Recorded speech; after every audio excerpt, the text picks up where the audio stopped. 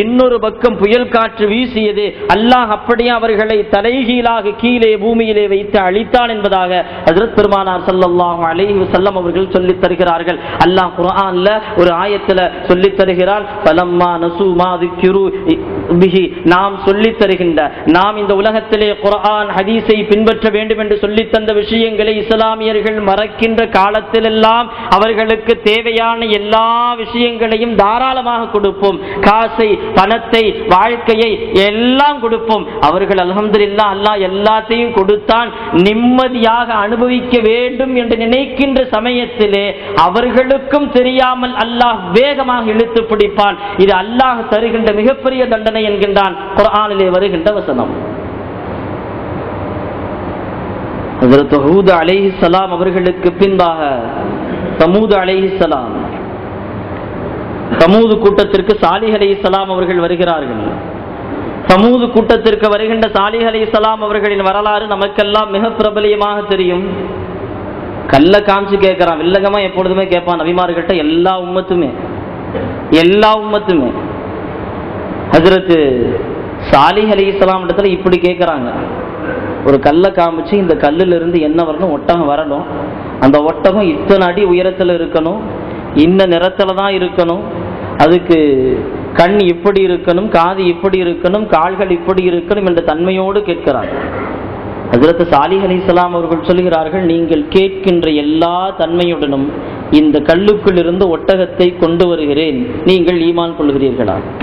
சொன்னார்கள், ஆமாம் ஈமான் கொள்கிறோம். அதே போன்று அல்லாஹுடைய உத்தரவு, ஹஜ்ரத் சாலிஹ் அலைஹிஸ்ஸலாம் அவர்கள் அந்த கல்லில் இருந்து ஒட்டகத்தை கொண்டு வந்த உடனேயே சொன்னார்கள், நீங்க எதை சூனியம் செய்யற மாதிரி தெரியுது, கல்லுக்குள்ள இருந்துலாம் ஒட்டகத்தை கொண்டு வர முடியுமா? நாங்க ஏதோ உங்ககிட்ட வீணா வம்பு செய்யணும்னு கல்லுக்கு இருந்து ஒட்டகத்தை கொண்டு வாங்கன்னு கேட்டோம், நீங்க வாட்டு ஒட்டகத்தை கொண்டு வந்து, இதுக்கெல்லாம் ஈமான் கொள்ள முடியாது, நீங்க நபிலாம் இல்ல, நீங்க யாரு, சூனியம் செய்யக்கூடிய மனிதர், உங்களை நாங்கள் ஏற்றுக்கொள்ள மாட்டோம் என்று சொன்னார்கள். ஹஜ்ரத் சாலிஹ் அலைஹிஸ்ஸலாம் அவர்கள் சொன்ன வார்த்தைகள் நமக்கு நினைவிருக்கலாம், நீங்கள் இந்த ஆற்றிலே ஒரு நாள் நீர் குடியுங்கள், இந்த ஒட்டகத்திற்கு ஒரு நாளை நீங்கள் ஒதுக்கி விடுங்கள் என்று சொல்கிறார்கள். ஆனால் அந்த மக்கள் கேட்கவில்லை, அவர்கள் மீறுகிறார்கள். ஹஜ்ரத் சாலிஹ் அலைஹிஸ்ஸலாம் சொல்றாங்க, நாங்க ஒட்டகத்தை தண்ணீர் குடிக்கூடிய நாள்களை நாங்களும் தண்ணீர் குடித்தோம், உங்களுடைய ஒட்டகத்தை நாங்கள் அறுத்து விட்டோம், இறைவனின் வேதனை வரப்போகிறது என்று சொன்னீர்களே, எப்ப வரப்போது என்று கேட்கிறார்கள். ஹஜ்ரத் சாலிஹ் அலைஹிஸ்ஸலாம் அவர்கள் சொல்கிறார்கள், 3 நாட்கள் நீங்கள் பொறுங்க, 3 நாட்கள் நீங்கள் பொறுங்கள். புதன்கிழமை அந்த மக்கள் அந்த ஒட்டகத்தை அறுக்கிறார்கள். வியாழக்கிழமை காலை தூக்கத்திலிருந்து எழுந்து அமர்ந்து கொண்டு அந்த மக்கள் எல்லாம் பேசுகிறார்கள், ஏதோ சாலிஹ் ஏதோ வரும் சொன்னாரே, ஒன்று வந்த மாதிரி தெரியலையே என்று மக்கள் சொல்கிறார்கள். 3 நாளைக்கு பொறுக்க சொல்லியிருக்கிறார், பார்ப்போம் என்ன வருதுன்னு தான் பார்ப்போமே. வியாழக்கிழமை, வெள்ளிக்கிழமை, சனிக்கிழமை எல்லாம் பேசிக்கிட்டே இருக்கிறாங்க, ஏதோ வரும்னு சொன்னாரு, ஒன்றும் வர்ற மாதிரி இல்லையே. சனிக்கிழமையாச்சு, ராத்திரி ஆச்சு, எல்லாம் படுத்தார்கள், எதுவுமே வரல. ஞாயிற்றுக்கிழமை காலையில எல்லாம் முழிச்சாங்க, 3 நாள் வருவருன்னு சொன்னாரு, ஒண்ணுமே வரல. இதற்கு மேல வராது என்று வழக்கம் போல் அவர்களின் வேலையை அந்த சமூது கூட்டத்தார்கள் செய்ய ஆரம்பித்தார்கள். அல்லாஹ்வுடைய உத்தரவு, அந்த சூரியன் உதித்தது. ஞாயிற்றுக்கிழமை காலை சூரியன் உதித்தது. ஹஜ்ரத் சாலிஹ் அலைஹிஸ்ஸலாம் அவர்கள் சொன்னார்கள், உங்களுக்கு வேதனை இதோ வந்துவிட்டது, உங்களுக்கு வேதனை இதோ வந்துவிட்டது, இறைவனின் ஒட்டகத்தை நீங்கள் அறுத்து விட்டீர்கள் என்று சொல்லிவிட்டு ஹஜ்ரத் சாலிஹ் அலைஹிஸ்ஸலாம் அவர்கள் அந்த ஊரிலிருந்து கிளம்புகின்றார்கள். அல்லாஹ் அந்த ஊரை ஒட்டுமொத்தமாக அழிக்கிறான் என்கின்ற வரலாறை பார்க்கிறோம். அப்படியே வரலாறுகளிலே தொடர்ந்து ஹஜ்ரத் சாலிஹ் அலைஹிஸ்ஸலாம் அவர்களுக்கு பின்பாக இப்ராஹிம் அலைஹிஸ்ஸலாம் அவர்கள் வருகிறார்கள். இப்ராஹிம் அலைஹிஸ்ஸலாம் அவர்கள் வந்து இந்த உலகத்திலே பல்வேறு விதமான ஏகத்துவ பிரச்சாரத்தை, அதுக்குண்டான ஞானத்தை அல்லாஹ் இப்ராஹிம் அலைஹிஸ்ஸலாம் அவர்களுக்கு பல விஷயங்களை கற்றுக் கொடுத்தான். குர்ஆனிலே பார்க்கிறோம், அல்லாஹ் ஜல்ல சுப்ஹானஹு தஆலா இப்ராஹிம் அலைஹிஸ்ஸலாம் அவர்கள் வருவதற்கு முன்பாக மக்கள் எல்லாம் கற்சிலைகளை மட்டுமல்ல, இந்த உலகத்திலே அவர்களுக்கு பயன் தரக்கூடிய எல்லா விஷயங்களையும் தெய்வமாக ஏற்றிருந்தார்கள். சூரியன் சுட்டது, சுட்டபோது மக்கள் உணர்ந்தார்கள் இதனிடத்திலே ஏதோ சக்தி இருக்கிறது, இது நம்முடைய இறைவன் என்று அந்த சூரியனை வணங்கினார்கள். நெருப்பு சுட்டது, அவர்களுடைய அந்த உணவை ஜீவராசிகளை அறுத்து அதிலே வைத்தார்கள், அது சமைத்து கொடுத்தது. அந்த மக்கள் எல்லாம் நினைத்தார்கள் இந்த நெருப்பிடத்திலே ஏதோ சக்தி இருக்கிறது, எனவே நாம் நெருப்பை வணங்க வேண்டும் என்று வணங்கினார்கள். இந்த உலகத்திலே அவர்களுக்கு எவையெல்லாம் பயன் தரக்கூடிய விஷயமாக இருந்ததோ அத்துணை விஷயங்களும் அவர்களுக்கு தெய்வமாக மாறியது. ஹஜ்ரத் இப்ராஹிம் அலைஹிஸ்ஸலாம் அவர்கள் வாழுகின்ற காலத்திலே நடக்கிறது. ஹஜ்ரத் இப்ராஹிம் அலைஹிஸ்ஸலாம் அவர்களுக்கு அல்லாஹ் அவைகளெல்லாம் தெய்வம் இல்லை என்கின்ற ஞானத்தை அவர்களின் வழியாக இந்த உலகிற்கு கற்றுத் தருகிறான். நமக்கெல்லாம் தெரிந்த மிக பிரபலியமான ஆயத்து, சூரியனை பார்க்கிறார்கள், மறைகிறது, பெரிது என்கிறார்கள், இது கடவுள் இல்லை. சந்திரனை, நட்சத்திரனை, எல்லாவற்றையும் பார்க்கிறார்கள், எல்லாமே கடவுள் இல்லை என்கின்ற ஞானத்தை அல்லாஹ் ஹஜ்ரத் இப்ராஹிம் அலைஹிஸ்ஸலாம் அவர்களுக்கு கற்றுத் தருகிறான். வரலாறிலே பார்க்கிறோம், இப்ராஹிம் அலைஹிஸ்ஸலாம் அவர்களை நெருப்பு குண்டத்திலே போட வேண்டும் என்ற முடிவை எடுக்கப்படுகிறது. அந்த ஊர்ல இருக்கக்கூடிய யாருக்காவது ஒரு ஆளுக்கு காய்ச்சல் வந்துருச்சுன்னா என்ன நியத்து செய்வாங்களா? இறைவா, எங்களுடைய கடவுளை, கற்சிலையை, எங்களுடைய தெய்வத்தை இப்ராஹிம் உடைத்து விட்டார், இப்ப நாங்கள் அவருக்கு என்ன தண்டனை தரப்போகிறோம்? நெருப்பு குண்டத்தை மூட்டி அந்த நெருப்பு குண்டத்திலே நாங்கள் தூக்கி போட போகிறோம் என்று சொல்லிவிட்டு சொல்வார்கள், நான் இப்ராஹிம் நெருப்பு குண்டத்திற்கு விறகு தருகிறேன், இந்த விறகை நீ ஏற்றுக்கொள், என்னுடைய நோயை நீ நீக்கிவிடு. நதிர் செய்வாங்க எல்லாமே. எதற்கு? இப்ராஹிம் அலைஹிஸ்ஸலாம் அவருடைய நெருப்பு குண்டத்துக்கு நான் நெருப்பு இது விறகு தர்றேன், எனக்கு நீ என்ன செய்ய, என்னுடைய காய்ச்சலை, தலைவலியை, மண்டடி எல்லாம் நீக்கிரு என்று எல்லா மக்களும் அவர்களுக்காக வேண்டி நதிர்னா அந்த காலத்துல இதுதான் நதிராவே இருந்துச்சு எல்லா மக்களிடத்திலையும். நெருப்பு குண்டத்தை தயார் செய்து விட்டு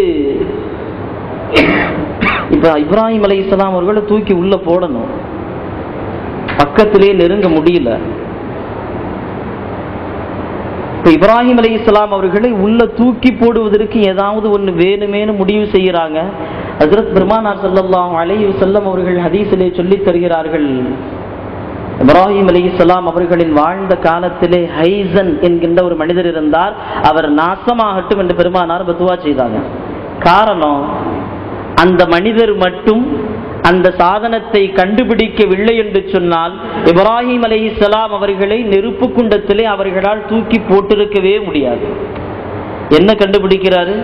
இன்னைக்கு நம்ம இந்த மின்ஜனீக்குன்னு சொல்லுவாங்க. மின்ஜனீக்குனா பல மைல் தூரத்தில் இருந்து இப்ராஹிம் அலைஹிஸ்ஸலாம் அவர்களை கட்டி இப்படி வில்லு மாதிரி அம்பு மாதிரி இழுத்து விட்டோம்னா கரெக்டா அந்த குழியில போய் விழுவாங்க. பெருமானார் ஸல்லல்லாஹு அலைஹி வஸல்லம் சொல்கிறார்கள், ஹைசன் நாசமாகட்டும். காரணம், ஹஜ்ரத் இப்ராஹிம் அலைஹிஸ்ஸலாம் அவர்கள் நெருப்பு குண்டத்திலே விழுவதற்கு மின்ஜனீக்கை அவன் தயாரித்தான். அந்த மின்ஜனீக் என்கின்ற சாதனம் மட்டும் இல்லை என்றால் ஹஜ்ரத் இப்ராஹிம் அலைஹிஸ்ஸலாம் அவர்களை அவர்களால் நெருப்பு குண்டத்திலே தூக்கி போட்டிருக்க முடியாது என்று சொல்லுகின்றார்கள். ஹஜ்ரத் இப்ராஹிம் அலைஹிஸ்ஸலாம் அவர்களின் வரலாறிலே பல்வேறு விதமான சுவாரஸ்யமான நிகழ்ச்சிகள் எல்லாம் இடம்பெறுகிறது. இப்ராஹிம் அலைஹிஸ்ஸலாம் அவர்களை பற்றி நமக்கு தெரியும், அவர்கள் விருந்து உபசரிப்பதிலே மிகச் சிறந்தவர், அபு லைஃப் என்பதாக சொல்லப்படும். ஹஜ்ரத் இப்ராஹிம் அலைஹிஸ்ஸலாம் அவர்கள் சாப்பிடுகின்ற சமயத்தில் அவங்க கூட யாரும் இல்லாம சாப்பிடவே மாட்டாங்க. மதியம் சாப்பிட அமர்கிறார்கள், யாராவது சாலையில போறாங்களான்னு பார்க்கிறார்கள், யாருமே இல்லை. அப்போ ஒரு யகூதி நடந்து செல்கிறார், கையை பிடிச்சு வா வந்து சாப்பிடு என்கிட்ட அப்படின்னு. எல்லா மக்களுக்கு தெரியும் இப்ராஹிம் அலைஹிஸ்ஸலாம் வழக்கம் போல யாராவது உடன் தான் சாப்பிடுவாங்க, விருந்து கொடுத்துக்கிட்டே சாப்பிடுவாங்க. வாங்க என்று அழைத்து உட்கார வைத்து அந்த யகூதிக்கு உணவு தருகின்றார்கள். ஹஜ்ரத் இப்ராஹிம் அலைஹிஸ்ஸலாம் அவர்கள் எல்லாமே உணவுலாம் வச்சு முடிச்சு சாப்பிடுங்க என்று சொல்லுகின்ற பொழுது அந்த யகூதி உணவை எடுத்து வாயிலே வைக்கின்ற போது கையை பிடிக்கிறார்கள். யகூதி கேட்கறான், என்ன இப்ராஹிமே, சாப்பாடை வாங்கன்னு உள்ள கூப்பிட்டு வந்தீங்க, சாப்பாடை வச்சுட்டீங்க, சாப்பிடுங்கன்னு சொன்னீங்க, சாப்பிட்றதுக்கு சாப்பாடை எடுத்தாச்சு, வாய் பக்கம் கொண்டு போயாச்சு, உள்ள போறப்ப கரெக்டா கையை பிடிச்சிட்டீங்களே என்ன? இப்ராஹிம் அலைஹிஸ்ஸலாம் அவர்கள் சொன்னார்கள், அல்லாஹ்வின் பெயரை சொல்லிவிட்டு சாப்பிடு, அல்லாஹ்வின் பெயரை சொல்லிவிட்டு சாப்பிடு, உனக்கு சாப்பிட தர்றேன். அந்த அடியான் சொன்னான், யகூதி சொன்னா, அதெல்லாம் சொல்ல முடியாது, சாப்பிட தர்றாருந்தா சாங்க, எனக்கு வேணாம், இல்லாட்டி நான் எந்திரிச்சு போயிடுறேன். 2 பேருக்கு வாக்குவாதம். யகூதி எந்திரிச்சு போயிடறான். அல்லாஹ் உடனே வஹி இறக்குகிறான்.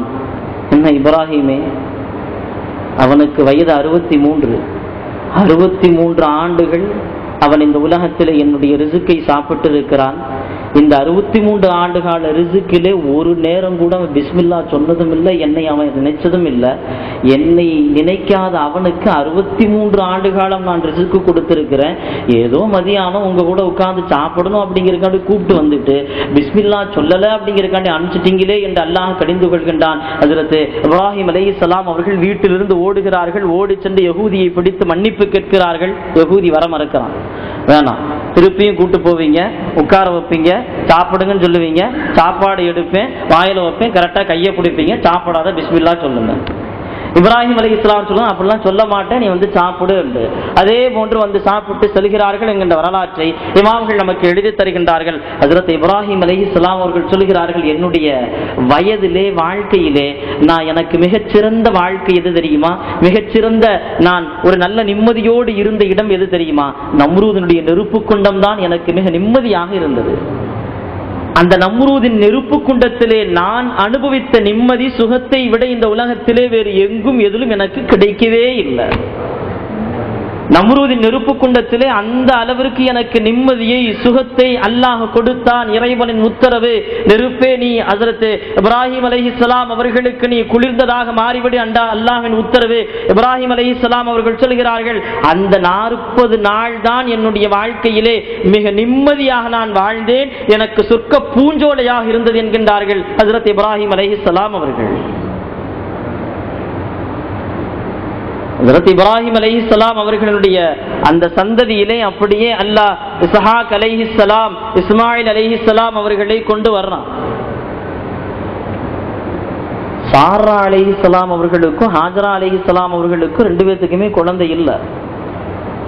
சாரா அலைஹிஸ்ஸலாம் அல்லாஹ்விடத்திலே துஆ கேட்கின்றார்கள், இறைவா நீ எனக்கு குழந்தையை தராட்டியும் பரவாயில்லை, ஹாஜராவுக்கு குழந்தையை கொடு என்று அழுது துஆ செய்கிறார்கள். அல்லாஹ் அதே போன்று ஹாஜரா அலைஹிஸ்ஸலாம் அவர்களுக்கு இஸ்மாயில் அலைஹிஸ்ஸலாம் அவர்களை தருகிறான். பெருமானார் ஸல்லல்லாஹு அலைஹி சொல்லி காட்டுறாங்களா இல்லையா? பெண்கள் விலா எலும்பிலிருந்து படைக்கப்பட்டிருக்கிறார்கள், வேகமா வளைச்சிங்கன்னா உடஞ்சிரும் அப்படின்னு. சாரா அலைஹிஸ்ஸலாம் தான் துஆ செஞ்சாங்க, எல்லாமே அல்லாஹ்விடத்துல அழுது கேட்டாங்க. இப்ராஹிம் அலைஹிஸ்ஸலாம் அவர்கள் சந்தோஷத்தோடு வந்து சொல்கிறார்கள், சாரா அல்லாஹ் உன்னுடைய துஆவை ஏற்றுக்கொண்டான். ஹஜ்ரத் ஹாஜரா அலைஹிஸ்ஸலாம் அவர்கள் கர்ப்பமுற்று இருக்கிறார்கள் என்று சொன்னபோது சாரா அலைஹிஸ்ஸலாம் தாங்கல முடியல. எனக்கு குழந்தை இல்லை, ஹாஜரா அலைஹிஸ்ஸலாம் அவர்கள் மட்டும் கருவுற்று இருக்கிறார்களா என்று சொல்லிட்டு அப்பதான் சொல்றாங்க, என் முன்னாடி ஹாஜராவை காட்டாதீங்க, எங்கேயாவது கொண்டு போயிருங்க, இங்க இருக்கக்கூடாது, இந்த வீட்டில் இருக்கக்கூடாது, எங்கேயாவது கொண்டு போயிருங்க. அல்லாஹ்வின் உத்தரவு, அவர்கள் மக்காவிலே கொண்டு விடப்படுகிறார்கள். சோதனைக்காக வேண்டி வரலாறுகளை பார்க்கிறோம். ஹஜ்ரத் இஸ்மாயில் அலைஹிஸ்ஸலாம் அவர்கள் வளர்கிறார்கள், வளர்ந்து வருகிறார்கள். அந்த நிகழ்ச்சியெல்லாம் நமக்கு தெரியும். ஹஜ்ரத் இஸ்மாயில் அலைஹிஸ்ஸலாம் அவர்களும் இப்ராஹிம் அலைஹிஸ்ஸலாம் அவர்களும் காபாவை கட்ட ஆரம்பிக்க போறாங்க. காபாவை கட்ட ஆரம்பிக்கணும், இறைவனின் உத்தரவு. இப்ராஹிம் அலைஹிஸ்ஸலாம் அவர்கள் கேட்கிறார்கள், இறைவா எந்த இடத்துல காபாவை கட்டணும் தெரியலையே என்று. அல்லாஹ் ஜல்ல சுப்ஹானஹு தஆலா ஒரு காற்றை அனுப்புகிறான். அந்த காற்றுக்கு பாம்பினுடைய உருவத்தை கொடுக்கிறான். அது பாம்பினுடைய உருவத்திலே பறவையின் ரெக்கையை போன்று பறந்து வருகிறது. பறந்து வந்து இப்பொழுது நாம் பார்க்கின்ற காபாவின் இடத்தை அப்படி சதுரமாக சுத்தம் செய்கிறது, சச்சதுரமாக சுத்தம் செய்கிறது. சுத்தம் செய்துவிட்டு செல்கிறது. அல்லாஹ் சொல்லுகின்றான், இப்ராஹிமே நீங்கள் இந்த இடத்திலே காபாவை கட்டுங்கள். காபாவை கட்ட ஆரம்பிக்க வேண்டும், கல்லு இல்லை. இஸ்மாயில் அலைஹிஸ்ஸலாம் சொல்றாங்க, மகனே கல்லை எடுத்துட்டு வாங்க எங்கிருந்தாவது. இஸ்மாயில் அலைஹிஸ்ஸலாம் அவர்கள் அத்தாட்ட சொல்றாங்க, எனக்கு ரொம்ப டயர்டா இருக்கு, முடியல, கொஞ்சம் ரெஸ்ட் எடுத்துட்டு வேணா போறனே அப்படின்னு அமர்ந்து விடுகின்றார்கள். அந்த இடைப்பட்ட நேரத்திலே ஜிப்ரீல் அலைஹிஸ்ஸலாம் அவர்கள் கல்லை கொண்டு வருகிறார்கள். எந்த கல்? ஆதம் அலைஹிஸ்ஸலாம் அவர்கள் சொர்க்கத்திலிருந்து இறங்கிய போது ஹஜ்ருல் அஸ்வதை இறங்கி கொண்டு வந்து இந்தியாவின் ஒரு இடத்திலே வைத்து விட்டு சென்றார்களே, அந்த ஹஜ்ருல் அஸ்வதை எடுத்து கொண்டு வந்து இப்ராஹிம் அலைஹிஸ்ஸலாம் இடத்திலே கொடுக்கிறார்கள். கொடுத்து விட்டு சொல்கிறார்கள், இந்த இந்த கல்லை வைத்து நீங்கள் கட்ட ஆரம்பியுங்கள். இப்ராஹிம் அலைஹிஸ்ஸலாம் அவர்கள் அந்த கல்லை வைத்து கட்டுகிறார்கள். இப்ராஹிம் அலைஹிஸ்ஸலாம், இஸ்மாயில் அலைஹிஸ்ஸலாம் அவர்களுக்கு மத்தியிலே உண்டான எல்லா நிகழ்ச்சிகளும் நமக்கு தெரியும். அல்லாஹ் அறுப்பதற்கு ஒரு ஆடு கொடுத்தான். அந்த ஆடு இந்த உலகத்தின் ஆடு. அந்த ஆடு இது உலகத்திலே இருந்த ஆடுதான். எங்கே இருந்தது? ஹாபில் காபில் ரெண்டு பேத்துக்கு சண்டை. எதற்காக வேண்டி? ஹஜ்ரத் ஆதம் அலைஹிஸ்ஸலாம், ஹவ்வா அலைஹிஸ்ஸலாம் அவர்களுக்கு குழந்தை பிறந்தால் ஒரு ஈட்டிலே, ஒரு பிரசவத்திலே ஒரு ஆண் குழந்தை ஒரு பெண் குழந்தை பிறக்கும். ரெண்டு பேரும் அண்ணன் தங்கை. ஆதம் அலைஹிஸ்ஸலாம் கேட்கிறாங்க, இறைவா இப்படி ஒவ்வொரு டைமும் குழந்தை பிறக்கிறப்ப ஆண் பெண் என்று குழந்தை பிறக்கிறது, இப்ப எப்படி நான் திருமணம் முடிப்பது?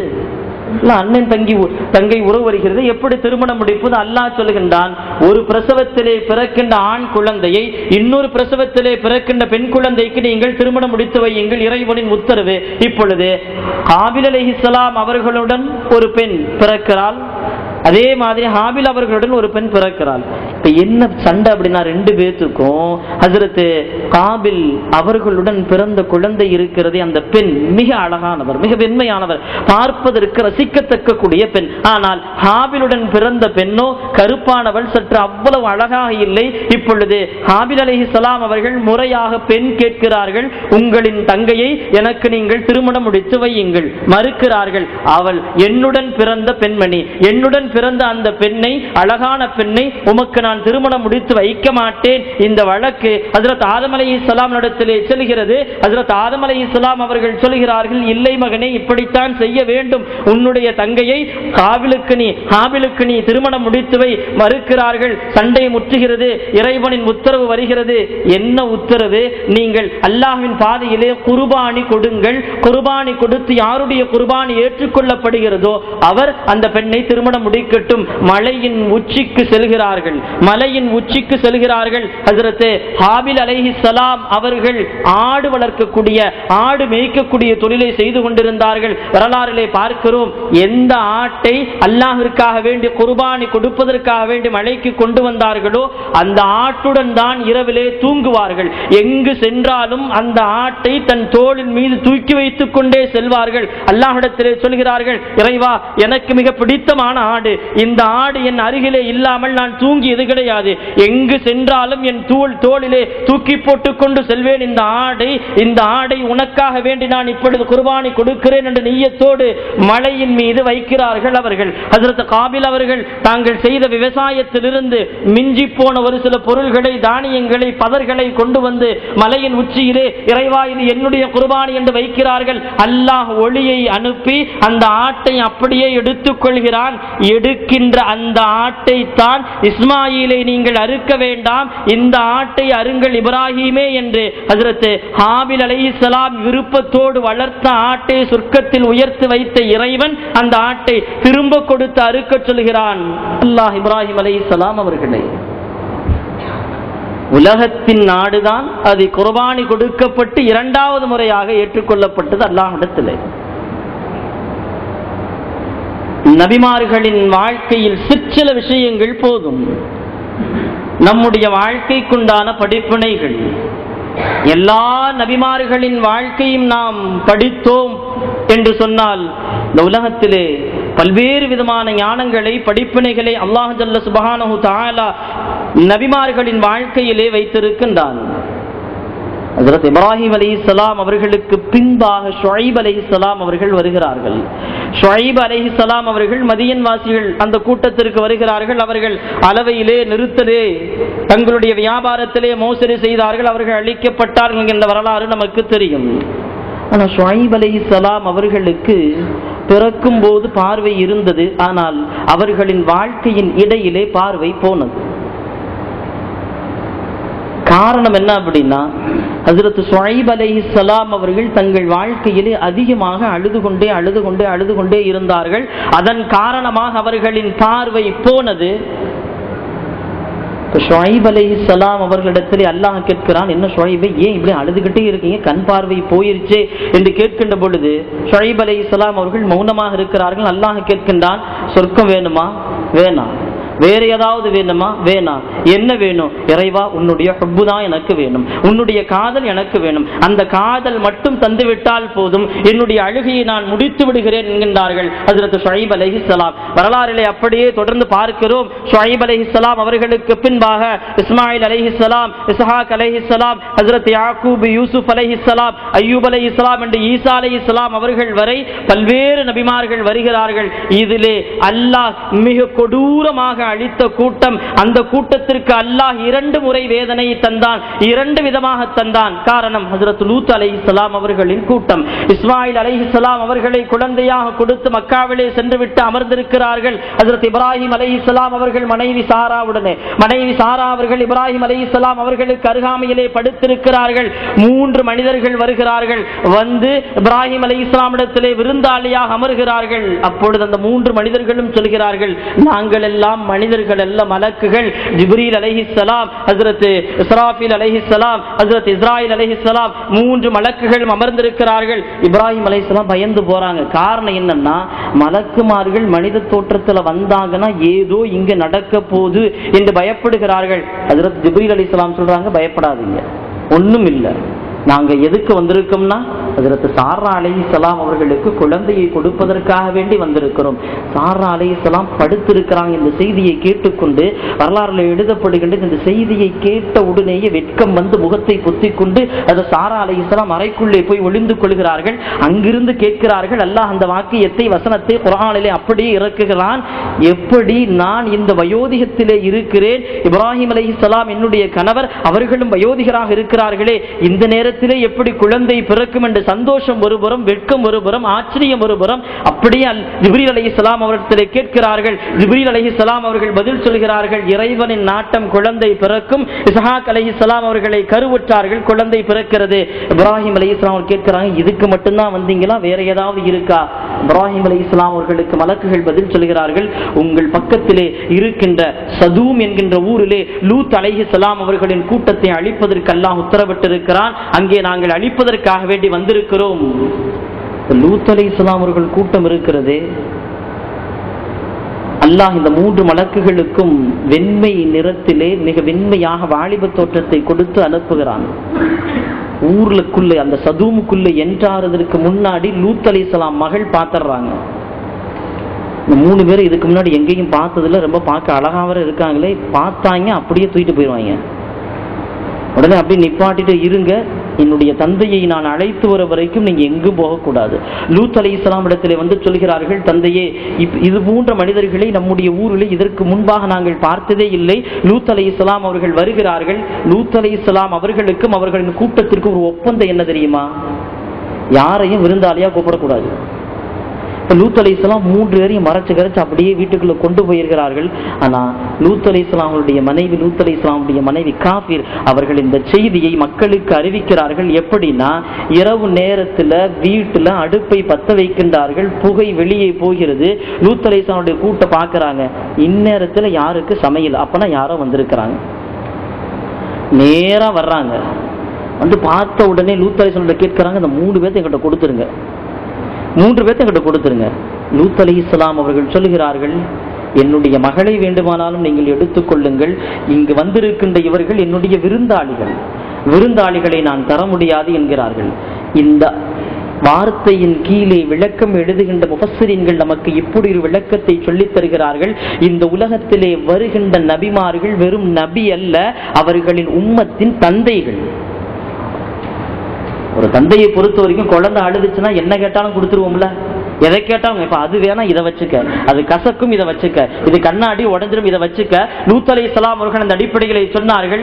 நம்முடைய இந்த ஊரில் இருக்கக்கூடிய நம்முடைய சமுதாயத்திற்கு அல்லாஹ் ஆண்களோடு புணர்கின்ற அந்த பழக்கத்தால் வேதனையை தந்துவிடக் கூடாது, இதை ஒழிக்க வேண்டும் என்று கேட்கின்ற சமயத்திலே தான் பெற்றெடுத்த மகளை சொல்கிறார்கள், இதோ என் மகளை நீங்கள் வைத்துக் கொள்ளுங்களேன் என்கின்ற பொழுது கூட்டம் மறுக்கின்றது. அதில் ஜிப்ரீல் அலைஹிஸ்ஸலாம் அவர்கள் ஒரு வழியாக அந்த கூட்டத்தை பேசி அனுப்புகின்றார்கள். இறைவனின் உத்தரவு, அல்லாஹ் சுப்ஹானஹு தஆலாவின் உத்தரவின் பிரகாரம் ஜிப்ரீல் அலைஹிஸ்ஸலாம் அவர்கள் சொல்கிறார்கள், ஹஜ்ரத் லூத்தே, நீங்கள் உங்கள் குடும்பத்துடன் இந்த ஊரிலிருந்து வெளியே சென்று விடுங்கள்.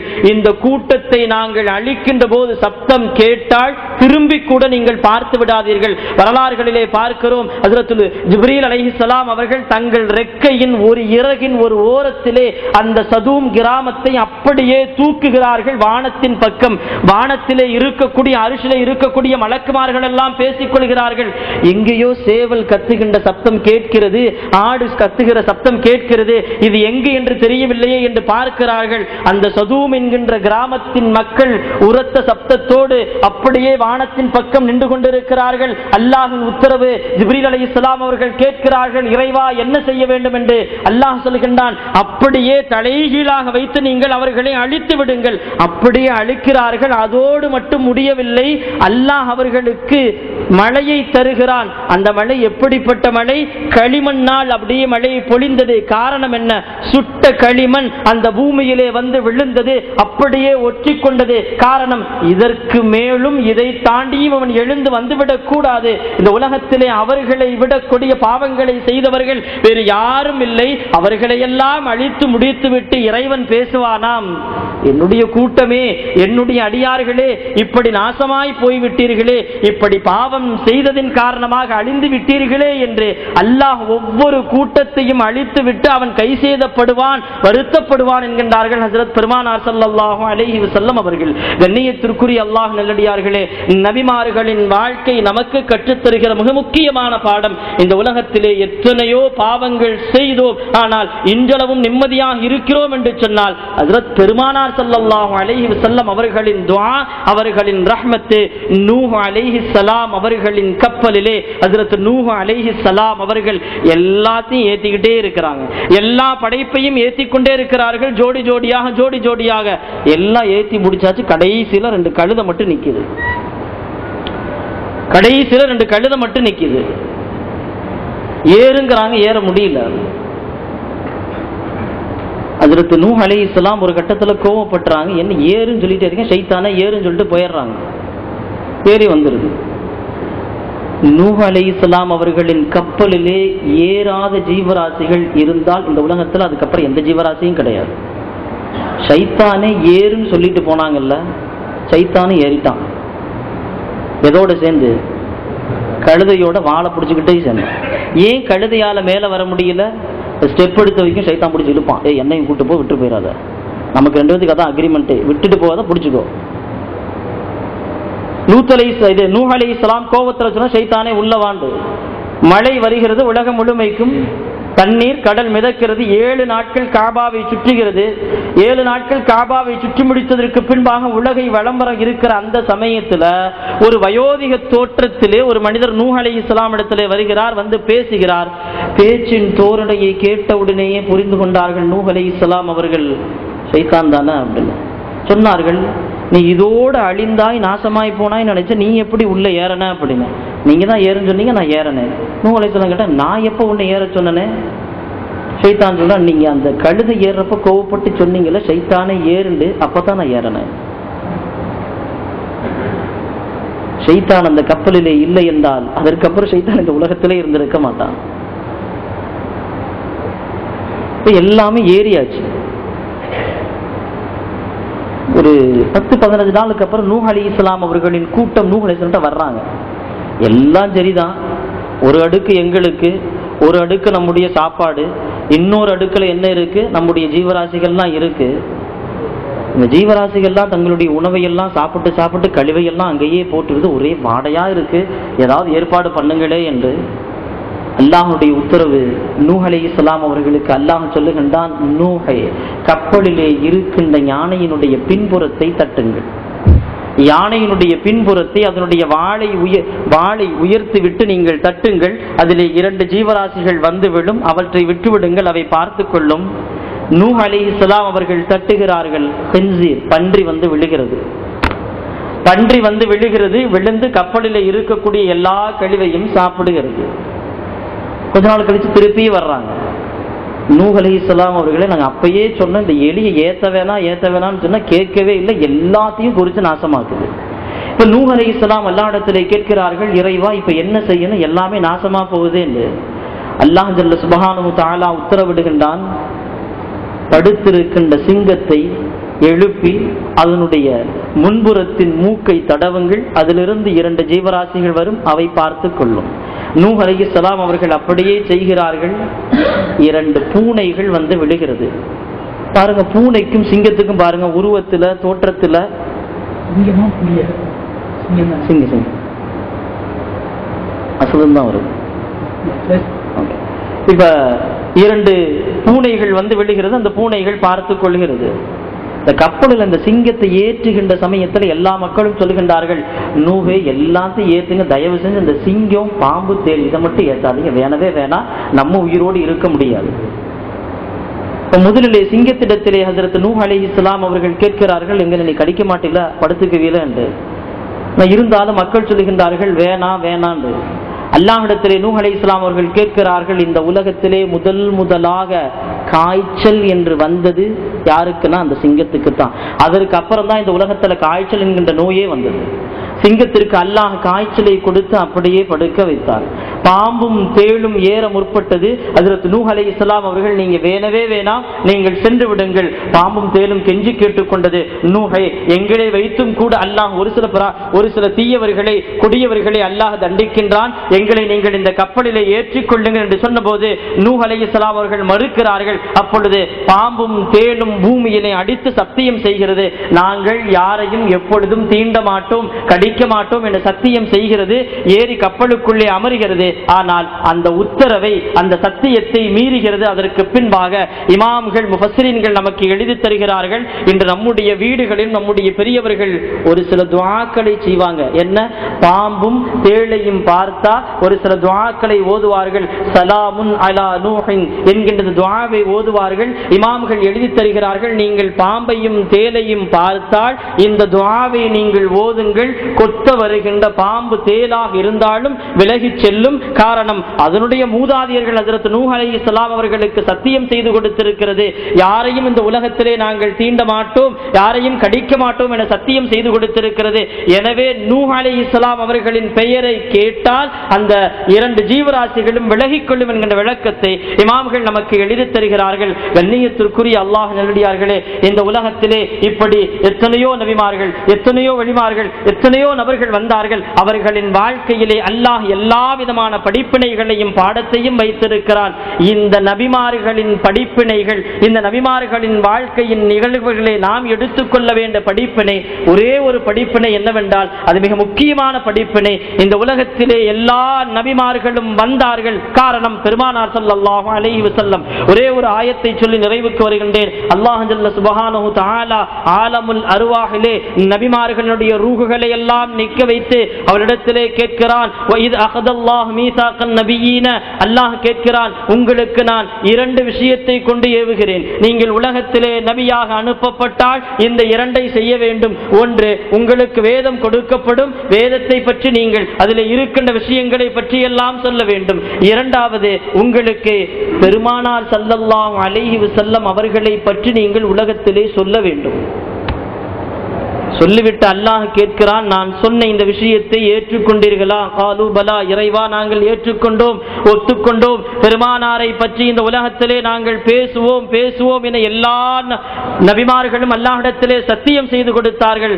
வரலாறிலே பார்க்கிறோம், ஒவ்வொரு நபியும் அவர்களின் காலத்திலே, இந்த காலத்திற்கு பின்பாக முஹம்மது அஹமது என்கின்ற பெயரிலே நபி வருவார், அவரை நீங்கள் ஏற்க வேண்டும் என்று சொன்னார்கள். எல்லா ஜீவராசிகளும் கேட்டது ஹஜ்ரத் அப்துல் முத்தலீப் ரலியல்லாஹு அன்ஹு அவர்கள் அபரஹாவினுடைய படை காபாவை அழிப்பதற்காக வேண்டி வருகிறது. அபரஹாவின் படை காபாவை அழிப்பதற்காக வேண்டி வருகிறது. வருகின்ற அந்த யானையினுடைய மிக முதல் யானை பார்த்து அந்த அபரஹா சொல்கிறான், காபாவை இடி என்று. ஹஜ்ரத் அப்துல் முத்தலீப் ரலியல்லாஹு அன்ஹு அவர்கள் அந்த அபரஹாவினுடைய யானைக்கு காதிலே சென்று சொல்கிறார்கள், இந்த காபா அல்லாஹ்வுடைய காபா, இறைவனின் வீடு, அந்த இறைவன் பார்த்துக் கொள்வான், நீ என்ன வேண்டும் செய்து கொள் என்று சொல்லிவிட்டு திரும்புகிறார்கள். அந்த அபரஹாவினுடைய யானை எதை வேண்டுமானாலும் செய்யும். ஆனால் அன்றைய தினம் முன்னால் போக சொன்னா பின்னாடி வரும், வலது பக்கம் போக சொன்னா இடது பக்கம் வரும். காரணம், இமாம்கள் நமக்கு ஒரு விளக்கத்தை எழுதி தருகிறார்கள். ஹஜ்ரத் அப்துல் முத்தலீப் ரலியல்லாஹு அன்ஹு அவர்களின் உடலிலே ஒளியாக பெருமானார் ஸல்லல்லாஹு அலைஹி வஸல்லம் அவர்கள் இருந்தார்கள். அந்த ஒளியை அல்லாஹ் ஹஜ்ரத் அந்த அபரஹாவுடைய யானைக்கு காட்டினான். அந்த ஒளியின் அழகிலே மயங்கி போன யானை அபரஹாவுடைய உத்தரவை மீறியது. காபாவை அழிப்பதற்கு பதிலாக அந்த இடத்தை விட்டு விரண்டோடி செல்கிறது என்கிறார்கள். இந்த உலகத்திலே பெருமானார் ஸல்லல்லாஹு அலைஹி வஸல்லம் அவர்களுடைய அந்த ரஹ்மத்து தான் இந்த உலகத்தில் எல்லா நபிமார்களும் வந்திருவதற்கு காரணமாக இருந்திருக்கிறது.